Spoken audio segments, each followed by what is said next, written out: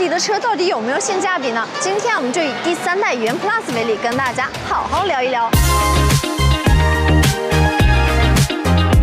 咱们先来看看这几个版本到底该怎么选。先说11.99万的入门版本，坦白说，这个版本呢，我个人觉得是为了拉低车系的门槛的存在。就如果你抱着12万能买辆比亚迪新能源 SUV 的想法去看这台车，我觉得大概率你会觉得失望，因为这个版本呢，在便利性和辅助驾驶配置上面做了比较明显的减法。比如说，它没有辅助驾驶，甚至连定速巡航都没有。放到2026年，这种配置策略确实是显得有那么一点返璞归真了。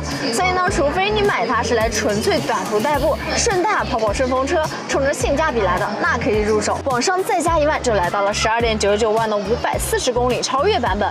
从这个配置开始呢，有天神之眼 C、15.6英寸的大屏，这些主流的舒适配置啊，都给你配齐了。那主动安全功能呢，也已经到位了。日常跑个高架、跑个高速呢，辅助驾驶也能让咱们省心不少。可以说，这个配置才算是让你享受到2026年主流电车的体验。如果纯粹是为了省钱，这个配置啊，勉强也可以推荐。再加一点预算呢，630公里的超越版本，比刚刚那个版本啊贵了1万3，也就是14.29万。那多出来的钱主要换来了90公里的纯电续航，0-100加速快了0.7秒，包括新增了一个车载冰箱和电动尾门。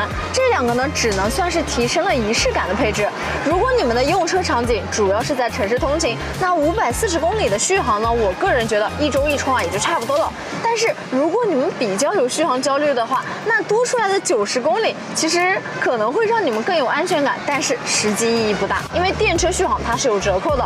所以呢，我个人觉得这个版本的购买意义其实不太大，因为你再加6000块钱就可以上顶配了。14.99万的卓越版，它的舒适性配置啊相对来说就比较给力了。你像是氛围灯、HUD、16扬声器音响、副驾电动调节等等等等。但问题在于，它的落地价都已经来到了16万这个门槛。那在这个价格区间呢，竞争对手可以说是一个比一个强。用这个价格，你可以买到尺寸更大、级别更高，或者是辅助驾驶能力更强的车型，比如说像领跑，只不过呢质量上稍微会有那么一点点差距。至于要不要花1万2去选装比亚迪天神之眼 B 呢？我个人觉得是很有必要的，因为我试驾过搭载比亚迪天神之眼 B 的车型，有激光雷达和没有啊，它的差别还是很明显的，尤其是面对道路上的突发情况，区别还是很大的。如果你对于辅助驾驶比较有要求的话，我建议是可以选装。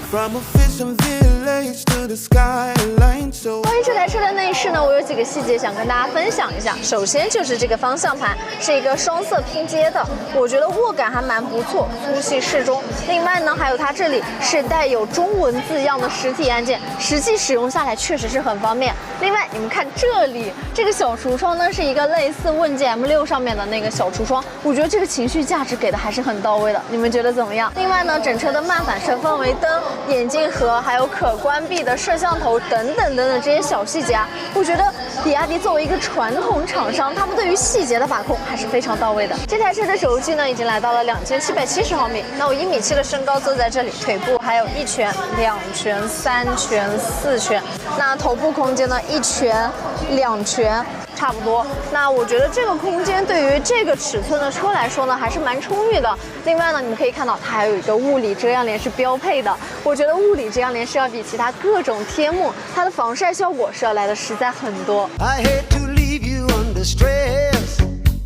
如果你现在急需一辆代步车，预算呢又刚好卡在了10万出头，又很信赖比亚迪，那我觉得你可以去看一看25款的元 Plus， 因为现在老款呢它正在处于一个清库阶段，终端优惠力度啊普遍都是比较强的。虽然老款呢没有新款那些闪充底盘的升级，但是作为一台市区通勤车，它的体验感是够用的，就当涨个实惠了。如果你看中了新款呢，我觉得可以再等3到6个月，因为按照以往比亚迪的销售节奏，过一段时间啊就会给出一些优惠，到那个时候入手啊就会更香了。而且啊，等上几个月，第一批车主在实际使用中可能遇到的一些品控小问题，你比如说像异响啊、车机偶尔卡顿之类的，厂家都会进行优化升级，等它更稳定了，你再入手风险会更低。开这些不谈，比亚迪的优势主要是体现在电池、闪充和3电技术。那同样是新能源产品，比亚迪在这方面的优势还是比较突出的，至少人家不用去采购别人家电池，是不是？这个就很厉害了。就好比咱们买手机，撇开苹果，让你在华为、小米、vivo之间选择，到底谁的研发实力更强呢？其实你的心里已经有数了。